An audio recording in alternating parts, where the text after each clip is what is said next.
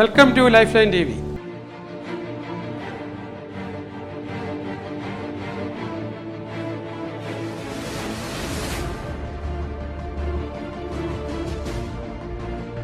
ഇന്ന് നമുക്ക് ഓപ്പർച്യൂണിറ്റി എങ്ങനെയാണ് ഐഡൻറ്റിഫൈ ചെയ്യുന്നത്, അതിനെ എങ്ങനെയാണ് അൺലോക്ക് ചെയ്ത് നമുക്ക് എടുക്കാനായിട്ട് പറ്റുന്നതിനെക്കുറിച്ച് നോക്കാം.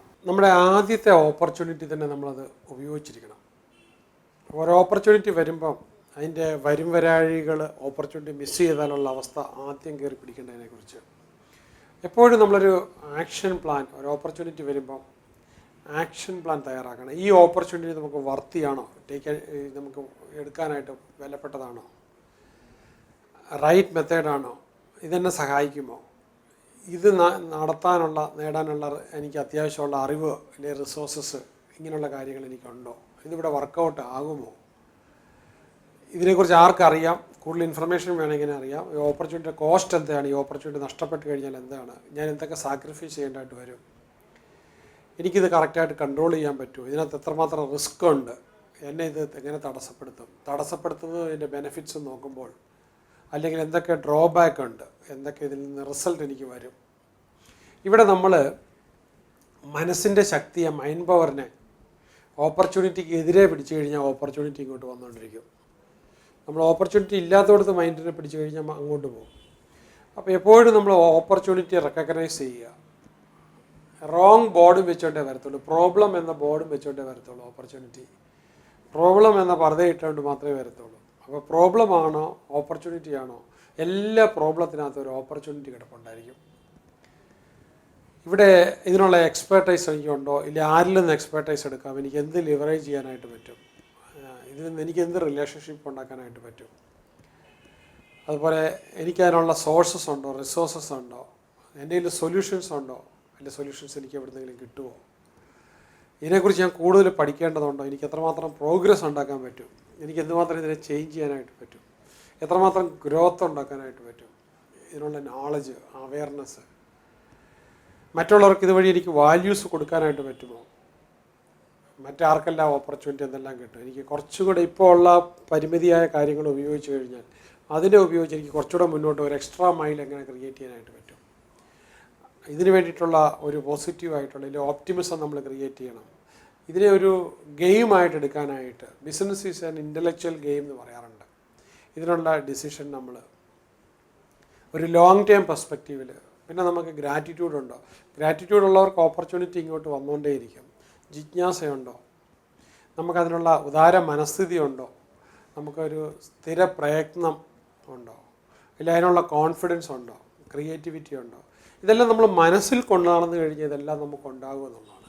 മൈൻഡ് പവറാണ് ഇവിടെ, അതിന് പറ്റിയൊരു മാനസിക അവസ്ഥ നമുക്ക്. അതേപോലെ തന്നെ നമ്മൾ അവിടെ ഐഡൻറ്റിഫൈ ചെയ്യേണ്ടത് അല്ലെങ്കിൽ അച്ചീവ് ചെയ്യാനായിട്ട് ശ്രമിക്കേണ്ടത് എന്ത് നമുക്ക് നേട്ടം ഉണ്ടാക്കാൻ പറ്റും, അടുത്ത ലെവലിലേക്ക് എങ്ങനെ സ്പെസിഫിക് ആയിട്ട് പോകാനായിട്ട് പറ്റും. എപ്പോഴും ഓപ്പർച്യൂണിറ്റിക്ക് വേണ്ടി ഇങ്ങനെ നോക്കി നടക്കുക, നമ്മൾ പോകുന്ന സ്ഥലത്തെല്ലാം ഓപ്പർച്യൂണിറ്റിക്ക് വേണ്ടി. അതുപോലെ നമുക്ക് എന്തെല്ലാം ക്രൈറ്റീരിയ വെച്ചിട്ടായിരിക്കണം, നമ്മൾ തലയെപ്പിട്ടിട്ട് വാലെ പിടിക്കുന്ന സാഹചര്യം ഉണ്ടാകരുത്. എന്തെല്ലാം പേഴ്സണൽ ബെനിഫിറ്റ്സ് എനിക്ക് ഉണ്ടാകുന്നുണ്ട്, എന്നെ ഇതിൽ നിന്ന് മാറ്റി നിർത്തുന്ന പ്രതിബന്ധങ്ങൾ എന്തൊക്കെയാണ്, എൻ്റെ ബിലീഫ് സിസ്റ്റത്തിനകത്ത് എന്തെങ്കിലും പ്രശ്നമുണ്ടോ, എൻ്റെ വീക്ക്നെസ്സിനകത്ത് എന്തെങ്കിലും പ്രശ്നമുണ്ടോ, സ്ട്രെങ്തിൽ എന്താണ് മെച്ചമുള്ളത്, എനിക്കിതിലും കൂടിയ സാധ്യത എങ്ങനെ കണ്ടെത്താനായിട്ട് പറ്റും, ഏതെങ്കിലും എന്നെ തടസ്സപ്പെടുത്തുന്നുണ്ടോ, അതിനെനിക്ക് മറികടക്കാനായിട്ട് പറ്റുമോ, എന്തെങ്കിലും സാധ്യതകൾ എനിക്ക് ഡിസ്കവർ ചെയ്യാനായിട്ട് പറ്റുമോ, ഇതൊക്കെ നമ്മൾ ചിന്തിക്കണം. ഇവിടെയൊക്കെ നമുക്ക് അതിന് പറ്റിയ ഒരു മൈൻഡ് പവർ, ഒരു മാനസികാവസ്ഥ, mind set, success is A mind set എന്ന് പറയാറുണ്ടല്ലോ, നമ്മൾ ഉണ്ടാക്കിയെടുക്കുകയാണ്. എല്ലായിടത്തും നമ്മൾ മനസ്സ് സെറ്റ് ചെയ്ത് കഴിഞ്ഞാൽ ക്ലൂ നോക്കിക്കഴിഞ്ഞാൽ എല്ലാത്തിനും ക്ലൂ കിട്ടും. ട്രഷേഴ്സൊക്കെ ഹണ്ടിങ് ചെയ്യുമ്പോൾ നമ്മൾ ക്ലൂ കാണിക്കാറില്ല, ക്ലൂ കണ്ടെത്താറില്ല. എപ്പോഴും നമ്മൾ പ്രോബ്ലം നോക്കിയാൽ മതി. പ്രോബ്ലം ഫേസിൽ കണ്ടാൽ അവിടെ ഒരു ഗ്യാപ്പ് ഉണ്ടാവും, അവിടെ ഒരു സാധ്യത ഉണ്ടാവും, ഒരു പാറ്റേൺസ് ഉണ്ടാവും, ഒരു ഇൻകൺവീനിയൻസിൽ നിന്നാണ് നമ്മൾക്ക് അവിടെ കയറാനുള്ള സ്പേസ് കിട്ടുക. നമ്മൾ ഒബ്സർവ് ചെയ്യുക, എല്ലാം സംഭവിക്കുന്നതൊക്കെ നമുക്ക് നല്ലതിനെന്ന് പറയാറുള്ളൊരു കാര്യമുണ്ടല്ലോ. എപ്പോഴും പ്രോബ്ലംസ് അവസരങ്ങൾ കൊണ്ടുവരും. ഓപ്പർച്യൂണിറ്റി ലോകത്ത് ധാരാളമുണ്ട്, ഇനിയും ഓപ്പർച്യൂണിറ്റി കൂടിക്കൊണ്ടിരിക്കുകയാണ്. ഒരു പ്രോബ്ലത്തെ കണക്ട് ചെയ്ത് ട്രെയിൻ കണക്ട് ചെയ്യുന്ന പോലെയാണ് ഓപ്പർച്യൂണിറ്റി വരുന്നത്. സ്പെസിഫിക്കലി നമുക്ക് സംഭവിച്ചുകൊണ്ടിരിക്കുന്ന എല്ലാ സംഭവങ്ങൾക്കും പുറകിലുള്ള എന്താണ്, ഓപ്പർച്യൂണിറ്റിയാണ്. അപ്പോൾ അടുത്ത എന്താ ഓപ്പർച്യൂണിറ്റി, നെക്സ്റ്റ് എന്താ ഓപ്പർച്യൂണിറ്റി, എങ്ങനെ എനിക്ക് അടുത്ത ഓപ്പർച്യൂണിറ്റിയിലേക്ക് പോകാനായിട്ട് പറ്റും.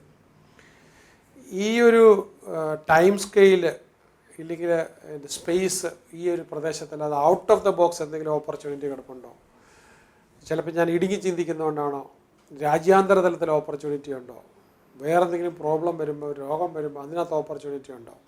എല്ലായ്പ്പോഴും ബസ് മിസ് ചെയ്യുമ്പോൾ, ട്രെയിൻ മിസ് ചെയ്യുമ്പോൾ, പ്ലെയിൻ മിസ് ചെയ്യുമ്പോൾ ഓപ്പർച്യൂണിറ്റി ഉണ്ടോ? പിന്നെ ചിലപ്പോൾ നമ്മൾ റീസ്കില്ല് ചെയ്യുകയും നമ്മുടെ സ്കില്ലിനെ എക്സ്പാൻഡ് ചെയ്യുകയും അപ്സ്കില്ല് ചെയ്യുകയൊക്കെ വേണ്ടും. സോഷ്യൽ റീച്ചിൽ നമുക്ക് നെറ്റ്വർക്കിൻ്റെ കുറവായിരിക്കാം റിസോഴ്സ് വരുന്നത്. അപ്പോൾ ഇതിനെല്ലാം നമുക്ക് ആ മൈൻഡ് കൊണ്ട് നമ്മൾ ശക്തരാകുക, മൈൻഡ് ഇതിന് തക്കതായ രീതിയിൽ നമ്മൾ വാർത്തെടുക്കുക എന്നുള്ളതാണ്. കംഫർട്ട് സോണിന് പുറത്തേക്ക് പോകണം, നല്ല നെറ്റ്വർത്ത് ആൾക്കാരുമായിട്ട്. പിന്നെ റിസ്ക് എടുക്കുന്നപ്പോഴും കാൽക്കുലേറ്റർ എത്രമാത്രം റിസ്കേ വരുവോളം നമ്മൾ കാൽക്കുലേറ്റ് ചെയ്തിട്ടാണ് എടുക്കുന്നത്. എക്സ്പീരിയൻസ് ആയിട്ട് ആൾക്കാരെ കൂടെ കൂട്ടുക, നോളജ് റിസോഴ്സസ് ഉള്ളവരെ, നമുക്കില്ലാത്തതൊക്കെ ഉള്ളവർ എവിടെയൊക്കെയോ ഉണ്ട്. ആൾക്കാരെല്ലാവരും പോകുന്ന വഴിക്ക് നമ്മൾ പോയിട്ട് കാര്യമില്ല, നമ്മൾ വഴിമാറി നടക്കണം, വേറെ രീതിയിൽ ചിന്തിക്കണം. അപ്പോൾ നമുക്ക് കൂടുതൽ ഓപ്പർച്യൂണിറ്റി വരുന്നത്. ഇവിടെ നമ്മൾ പെസ്സിമിസം ആണെങ്കിൽ നമ്മൾ ഈ ഓപ്പർച്യൂണിറ്റീസ് കാണില്ല. നമ്മൾ കുറച്ച് ഓപ്റ്റിമിസ്റ്റിക് ആണെങ്കിൽ മാത്രമേ ഉള്ളൂ. ചിലരപ്പോൾ സ്കെപ്റ്റിസിസം ഉണ്ട്, സംശയത്തോട് ഇപ്പോൾ വേണോ കാഴ്ചക്കാരനായിട്ട് നിൽക്കുന്ന ഓപ്പർച്യൂണിറ്റി പോയി കഴിഞ്ഞാൽ അവർ വരത്തുള്ളൂ. തിങ്കിങ് ഔട്ട്സൈഡ് ദ ബോക്സ്, എപ്പോഴും പുറത്തേക്ക് വന്ന് ഒരു ബിഗ് തിങ്കിങ്ങോട് കൂടി.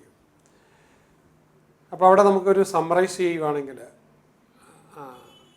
ഈ ഇമോഷണലി നമുക്ക് സ്പെൻഡിങ് ഒന്നുമില്ല, പക്ഷേ ഓപ്പർച്യൂണിറ്റി എവിടെ കണ്ടു കഴിഞ്ഞാലും സ്റ്റാർട്ട് ചെയ്യുക, മുന്നോട്ട് പോകുമ്പോൾ കൂടേണ്ട കാര്യങ്ങൾ നമ്മുടെ കൂടെ കൂടിക്കോളും. നമുക്ക് നല്ല ഓപ്പർച്യൂണിറ്റി കണ്ടെത്താനായിട്ട് പറ്റും.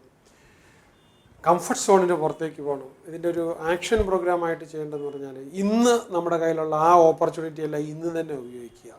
വേറെ എന്തെങ്കിലും ഓപ്പർച്യൂണിറ്റി ഇരിപ്പുണ്ടോ, ഇനി ഫ്യൂച്ചറിലേക്ക് ഈ വർഷം എനിക്ക് എന്തൊക്കെ ഓപ്പർച്യൂണിറ്റിയാണ് വരാൻ പോകുന്നത് എന്നുള്ളത് നോക്കിക്കൊണ്ട് തന്നെ നടക്കുക. All the best.